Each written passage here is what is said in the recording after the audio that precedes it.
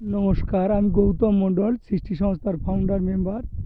আমাদের এগ্রিকালচার প্রজেক্টের উদ্দেশ্য হচ্ছে আমরা যে সুন্দরবনে 5,000 স্টুডেন্টদের পড়াই, তাদের প্রকৃতি পরিবেশ সম্বন্ধে ওয়াকিবহাল আর কৃষি অর্থনীতিতে আমরা যে এগিয়ে যাচ্ছি সেগুলোকে লক্ষ্য রেখে ছাত্রছাত্রীদের মধ্যে কৃষি প্রশিক্ষণ দেওয়ার জন্য এই প্রজেক্ট ইউনিটটা গড়ে তোলা হয়েছে।